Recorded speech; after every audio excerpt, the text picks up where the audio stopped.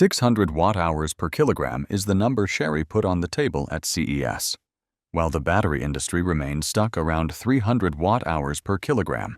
To reach this level, they eliminated the graphite anode, shifted to lithium metal, and adopted a high-density cell design, knowingly accepting extreme technical risk. The question is, how do they control that risk? Can a production-ready automotive battery really deliver 600 watt-hours per kilogram, operate reliably at -22 degrees Fahrenheit, and support an 800-volt vehicle platform by 2026? As a former electrical engineer who has watched countless revolutionary battery announcements fade away, skepticism is the rational starting point. But Chery's approach forces a more serious examination, because this time, the claims are structured to be tested. The first signal is transparency. When Donut Lab refused to disclose its electrolyte chemistry at CES, that alone exposed the weakness of its story. In 2025, no credible battery developer hides electrolyte type. Not Toyota, not Samsung SDI, not Cattle. Chemistry defines feasibility. Chery did the opposite. It publicly committed to an oxide-based solid electrolyte, one of the most established and heavily researched solid-state pathways. That is not marketing fog. It is an invitation for scrutiny. This matters because oxide solid electrolytes come with well-known trade-offs. Chemically, they are stable, non-toxic, and tolerant of extreme temperatures. Unlike sulfide systems, they do not react violently with moisture. Mechanically, however, they are rigid. Maintaining low-resistance contact between lithium metal anodes and cathodes as materials expand and contract during cycling has historically been extremely difficult. By naming oxides explicitly, Chery is not claiming to ignore physics. It is claiming to have solved very specific engineering problems. The numbers are where hype usually collapses. Today's best commercial lithium-ion cells operate between 250 and 300 watt-hours per kilogram. Tesla's 4,680 cells sit near 272 watt-hours per kilogram, while Cattle's Kiln pack reaches roughly 255 watt-hours per kilogram at the pack level through structural integration rather than chemistry. Against that backdrop, 600 watt-hours per kilogram sounds implausible. But the nuance matters.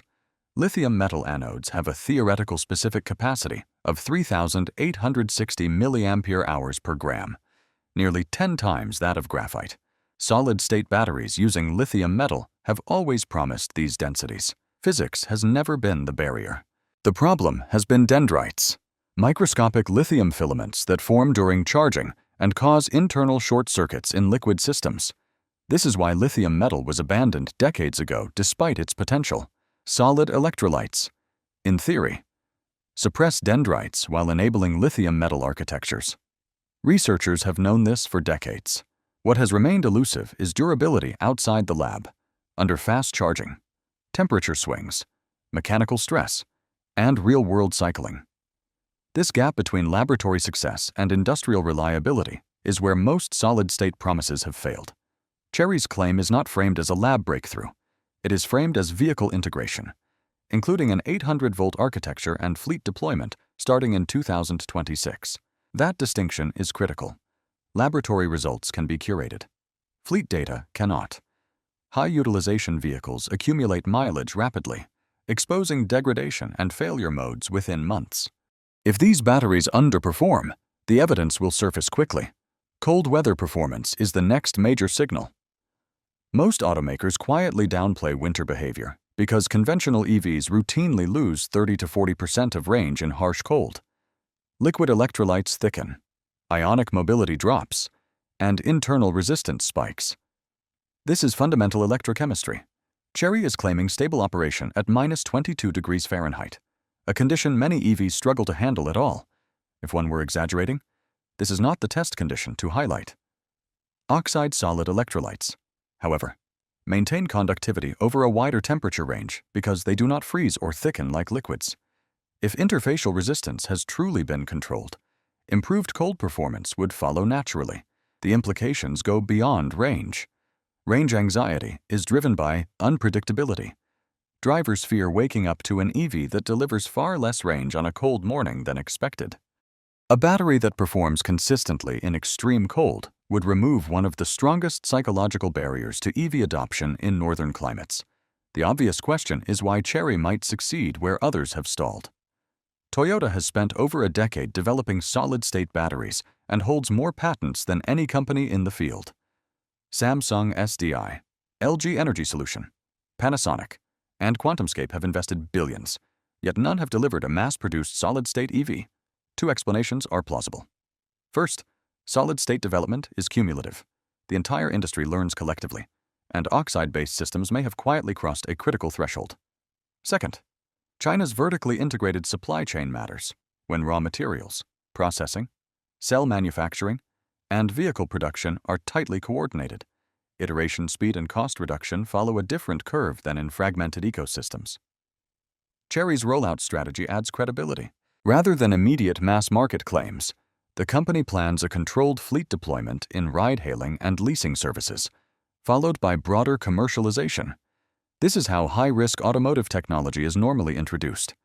Fleet vehicles are unforgiving test platforms, generating dense data on degradation and failure. Manufacturing remains the largest unknown. Making a solid-state cell work once is not the challenge. Making thousands of identical cells daily is. Oxide electrolytes are mechanically stiff, and maintaining interfacial contact through repeated cycling is difficult. Chery has indicated it uses modified versions of existing lithium-ion production equipment, which aligns with oxide chemistry and avoids the extreme moisture controls required by sulfide systems. Cost cannot be ignored. Solid-state cells today remain significantly more expensive than conventional lithium-ion. Chery has implicitly acknowledged this by limiting early deployment to fleets and premium segments. A familiar pattern in battery history. After 2 decades in automotive technology, the conclusion is straightforward.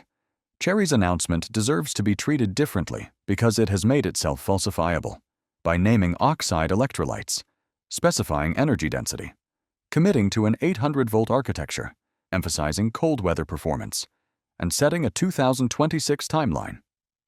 Chery has created multiple independent verification points. If the batteries fail, the failure will be visible. The question is no longer whether 600 watt-hours per kilogram solid-state batteries are theoretically possible. They are. The real question is whether Chery has solved the manufacturing and cost barriers that stopped everyone else. Unlike past announcements that drifted into vague timelines, real-world data is coming soon. If Chery achieves even 70% of its stated performance in fleet operation, solid-state batteries will have crossed from laboratory curiosity into industrial reality.